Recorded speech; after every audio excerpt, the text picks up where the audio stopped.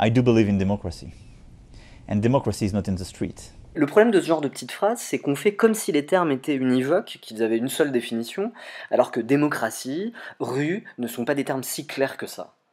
La démocratie, c'est quoi pour Macron ? Quand on dit démocratie, on se réfère à ce qui s'est construit plutôt au Royaume-Uni, aux États-Unis, en France, au XVIIIe siècle, pendant les révolutions qu'on appelle libérales.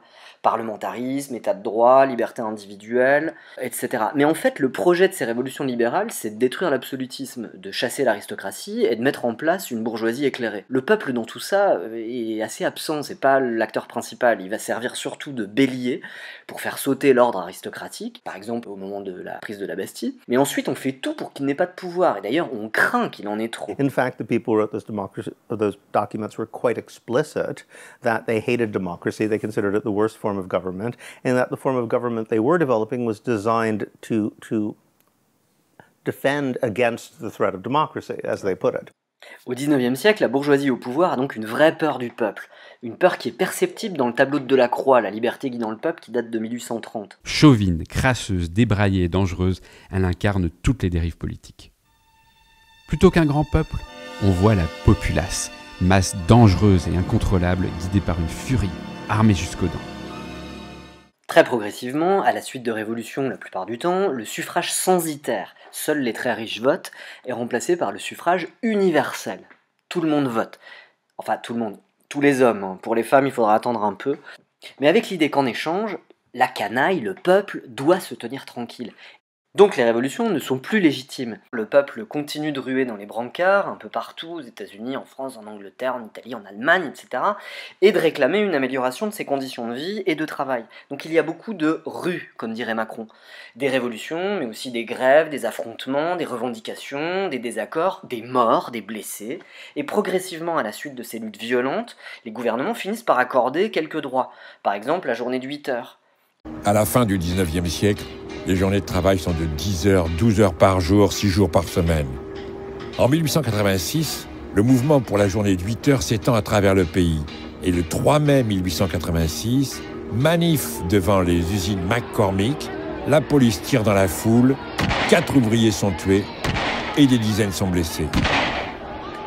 Le lendemain, 4 mai, la gauche anarcho-syndicaliste appelle à un meeting de protestation ici même, au Haymarket Square.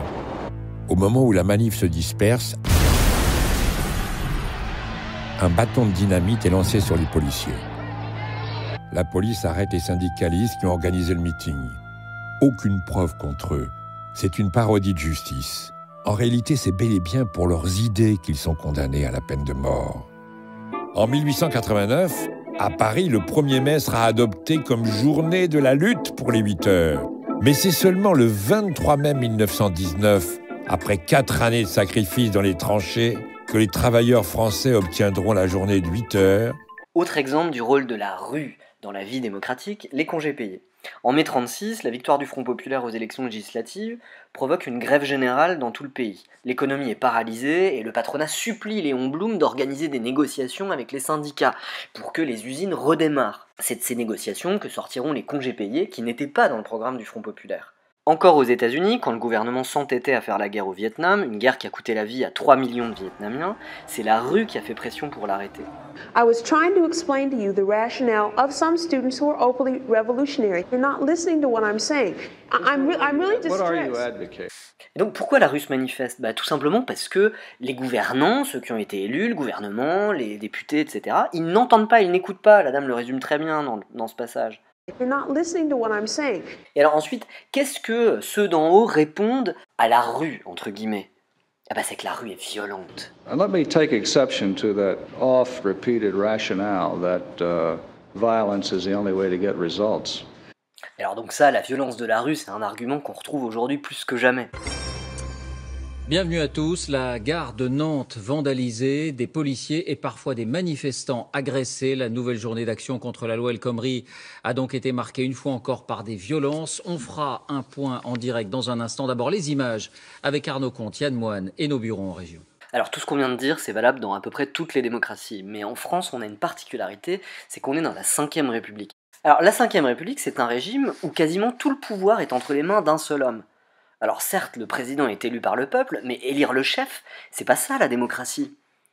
Ça, c'est ce qu'on appelle du césarisme ou du bonapartisme. C'est l'idée que le peuple a besoin d'un chef, d'un homme providentiel, et souvent l'homme providentiel, c'est un militaire. Alors, on en a pas mal dans notre histoire de ces hommes providentiels qui ont renversé des républiques. Et le soir de son élection, Macron nous a refait le coup de « c'est moi le nouvel homme providentiel », avec sa marche solitaire vers le Louvre. Le Louvre, c'est quoi déjà? Ah oui, c'est vrai, c'est le palais des rois de France. I do believe in democracy. And democracy is not in the street.